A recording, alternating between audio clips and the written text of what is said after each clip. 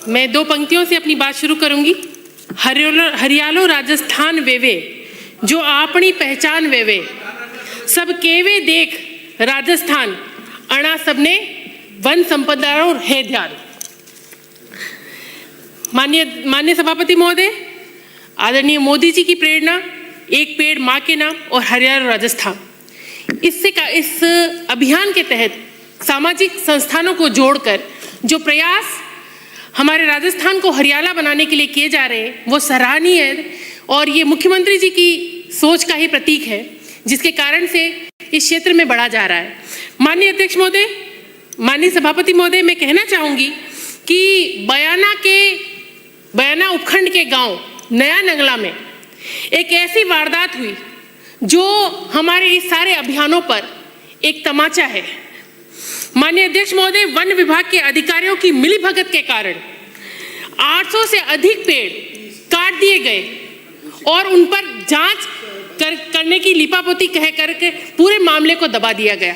मैं माननीय वन मंत्री जी से कहना चाहूंगी कि इस मामले की स्ट्रिक्टली आप जांच करें और ऐसे जो वन विभाग के अधिकारी हैं, उस रेंज के अधिकारी हैं, उनको तत्काल प्रभाव से सस्पेंड किया जाए और एक मैसेज जिससे कन्वे हो कि सरकार पर्यावरण के साथ खिलवाड़ बिल्कुल भी बर्दाश्त नहीं करेगी।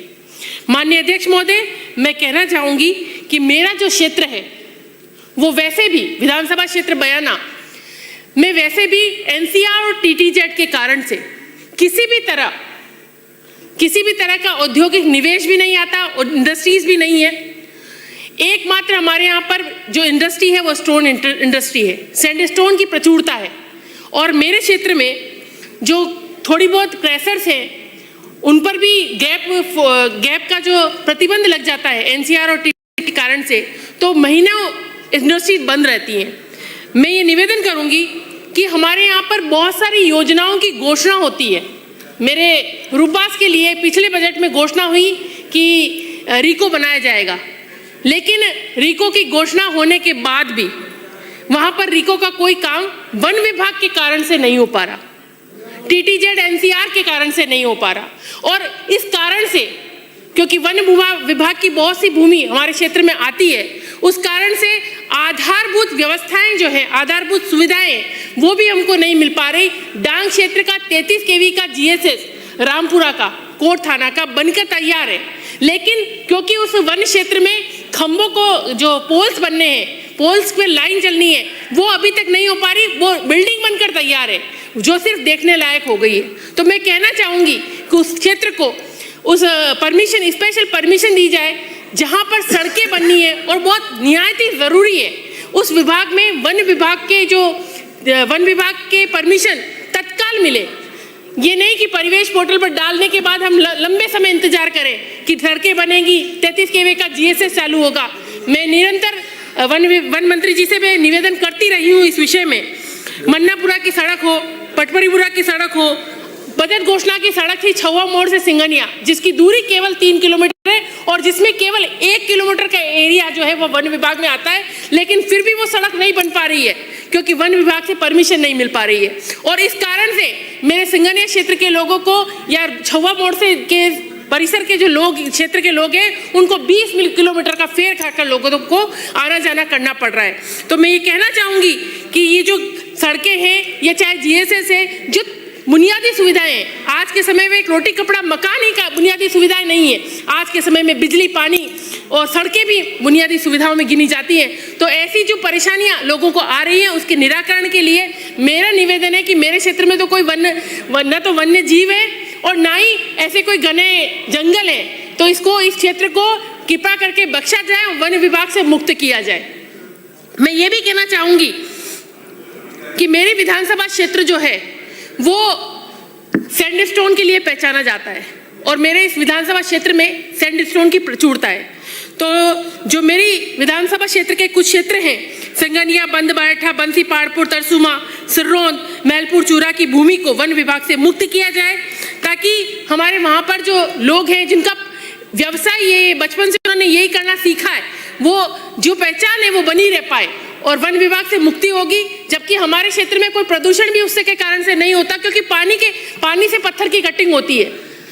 जबकि मैंने देखा कि जो एनसीआर और टीटीजेड से लगते हुए इलाके हैं वहां पर ईंट के बड़े बड़े भट्टे चल रहे हैं। आप देखें तो नेशनल हाईवेज पे जाकर भी देख सकते हैं, चाहे वो आगरा की तरफ जाए चाहे दिल्ली की तरफ जाए। हमारा एरिया तो वहां से बहुत दूर होने के बाद भी हमारे ऊपर प्रतिबंध लगाकर हमारा गला घोटने का काम किया जा रहा है। तो वन विभाग से ये मुक्ति हमें मिले, एनसीआर से मुक्ति मिले, टीटीजेड से मुक्ति मिले। साथ ही मैं कहना चाहूंगी कि आप सभी जानते हैं कि शुरू से हमारे सनातन सांस्कृतिक परंपरा भी रही है कि हमारे जो संत महात्मा हैं वो जंगलों में निवास करते हैं, वन्य क्षेत्र में निवास करते हैं और प्राचीन मंदिर भी वहाँ पर है। तो ऐसे क्षेत्रों में कम से कम आप डांबर सड़क की अगर परमिशन नहीं देते हैं, लेकिन आप इंटरलॉकिंग की वहाँ पर परमिशन दें, जिससे कि लोगों का आवागमन उन महात्माओं के दर्शन के लिए, उन मंदिरों के दर्शन के लिए हो सके। हम सनातन संस्कृति की बात अगर करते हैं तो उसको सहेजने का काम भी हमें ही करना है। मैं ये कहना चाहूँगी। साथ में ये भी कहूँगी कि मैं उदाहरण भी दूंगी, शीतलदास महाराज जी का मंदिर है, पालीडांग ग्वालखो धाम है, कोट का माता मंदिर है, ऐसे बहुत सारे मंदिर हैं मेरे क्षेत्र में। साथ ही मैं ये भी कहूँगी कि राज्य सरकार द्वारा चाहे वो जमीन नगर निकाय की हो, चाहे वो जमीन पंचायत की हो, अगर वन विभाग को हस्तांतरित की जाती है तो उस क्षेत्र की आने वाले लोगों की संख्या के बारे में, वो कितने सालों से निवास कर रहे हैं, 60-70 साल से निवास करने वाले लोगों को भी वहाँ से जाना पड़ता है। और चाहे उनके विद्युत कनेक्शन है, बिजली है, फसल है, सब कुछ वो कर रहे हैं, फिर भी उनको जाना पड़ता है। तो ऐसी स्थिति में उनकी जाँच पड़ताल करने के बाद ही वन विभाग को भूमि हस्तांतरित की जानी चाहिए।